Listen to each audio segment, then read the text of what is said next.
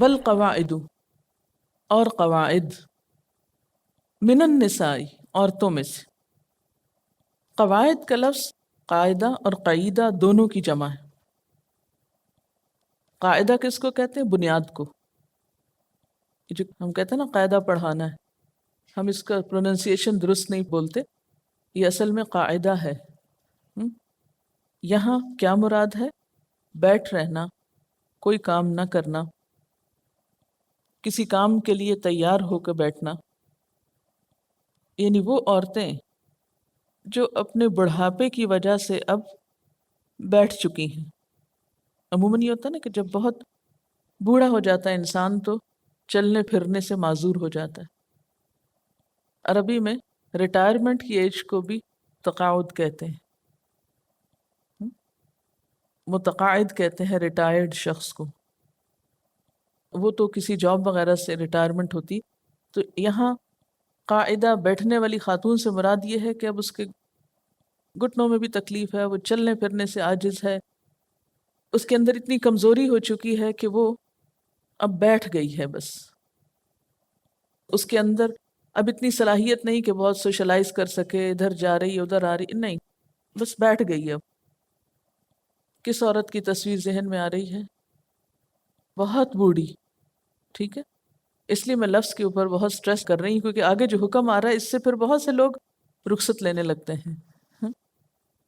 تو بہت بوڑھی جو بیٹھ گئی ہیں، چلنے پھرنے سے عاجز آ گئی ہیں، اور مراد اس سے کیا ہے کہ وہ عورتیں جو اب نہ تو بچے پیدا کر سکتی ہیں، نہ شادی کے قابل ہیں، سن یاس کی عمر کو پہنچ گئی ہیں۔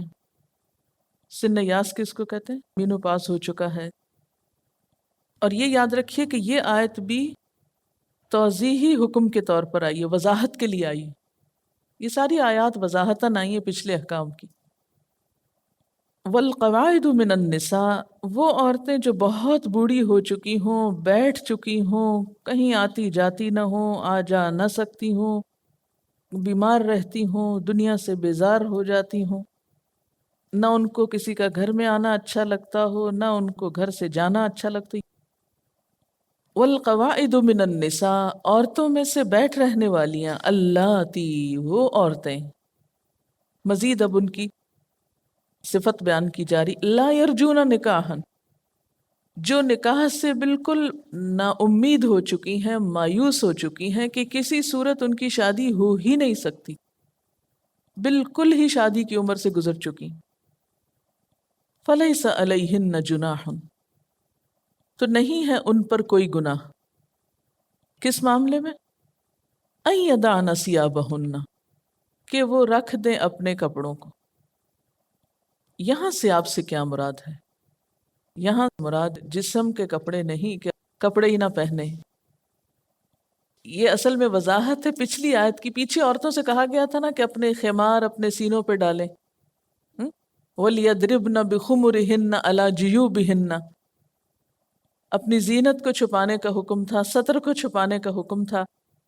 اب یہاں پر کیا ہے کہ اگر ان کی اوڑھنیاں سر سے ڈھلک جائیں یا نہیں وہ بوجھ اٹھا سکتی، گھر میں بیٹھی ہیں بوڑھی، انہیں نہیں پتہ چل رہا کہ سر پر ہے اوڑھنی ہے، گلے سے اتر گئی ہے، تو ویسے بھی وہ ان کی حالت ایسی ہے کہ ان کے اندر کوئی کشش رہی نہیں، تو اگر وہ اوڑھنی اس طرح لپیٹنے کی بجائے کہیں رکھ دیتی ہیں، یا باہر نکلتے وقت جو چادر اوڑھتی تھی اب وہ نہیں اوڑھتی، کیونکہ مشکل ہو جاتا ہے نا، یہ اللہ تعالیٰ کی طرف سے سہولت ہے، آسانی پیدا کی جا رہی ہے، کیونکہ نظر کمزور ہو جاتی، انسان کو دکھائی کچھ نہیں دیتا، جسم کمزور ہو جاتا ہے، بڑی بڑی چادریں اور برقعے اوڑھنا مشکل ہو جاتا ہے۔ گھر کے اندر بھی بعض اوقات ایسی بیمار ہوتی ہیں کہ بہت چڑچڑی ہو جاتی ہیں، تو بہت کپڑے لپیٹ لپیٹ کے ہر آنے جانے والے کے لیے بیٹھ جائیں تو بہت مشکل ہو جاتا ہے۔ اچھا، اس آیت سے بھی پتہ چل رہا ہے کہ یہ حکم پچھلے حکم کی وضاحت، اور کس معنی میں کہ گھر کے اندر کیا کریں، کیونکہ یاد رکھیے کہ سورۃ نور کے احکامات جو ہیں گھر کے اندر کے لیے ہیں. گھر کے اندر عورت کس طرح کا سطر اور کس طرح کا لباس اور کس طرح کے معاملات اختیار کرے گی. لیکن ساتھ ہی پھر شرط لگا دی گئی، غیر متبرجات بزینہ، نہ ظاہر کرنے والیاں اپنی زینت کو. یعنی ایسی بوڑھی عورتیں بھی بعض اوقات دیکھا گیا ہے کہ ان کے اندر ایک کشش موجود ہوتی ہے، یا ان کو ابھی تک میک اپ کا شوق ہوتا ہے، یا زیور وغیرہ باقاعدہ پہن کے رکھتی ہیں اور زیب و زینت اختیار کرتی ہیں. تو فرمایا کہ یہ اجازت اس لیے نہیں دی جا رہی کہ وہ اوڑھنی اتار دیں تاکہ اپنی زینت کی نمائش کر سکیں، نہیں. ابھی بھی اگر کوئی چیز زینت میں سے ہے تو اس کی نمائش منع ہے، وہ نہیں ظاہر کر سکتی تاکہ فتنہ نہ ہو. غیر متبرجات بزینہ وَأَن يَسْتَعْفِفْنَ خَيْرٌ لَهُنَّ، اور یہ کہ وہ حیاداری برتیں، پاکیزگی اختیار کریں. خیر لہن، ان کے حق میں اچھا ہے، انہی کا بھلا ہے اس میں. واللہ سمیع علیم، اور اللہ سننے والا ہے، علم والا ہے، اس کو سب پتا ہے کہ کون سا حکم کس کے لیے اچھا ہے. تو دوبارہ دیکھیے، والقواعد من النساء اللاتی لا یرجون نکاحا، اور وہ عورتیں جو بیٹھ چکی ہوں یا جوانی سے گزر چکی ہوں، جنہیں نکاح کی کوئی امید نہ رہی ہو، بڑھاپے سے سر سفید ہو چکا ہو. فَلَيْسَ عَلَيْهُنَّ جُنَاحٌ، تو ایسی عورتوں پہ کوئی حرج نہیں، کوئی گناہ نہیں.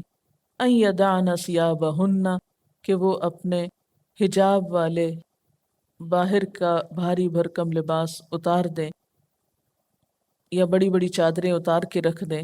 لیکن شرط یہ ہے کہ غیر متبرجات بزینہ، یہ اتار کے رکھنا زینت کی نمائش کے لیے نہ ہو بلکہ ضرورتاً ہو.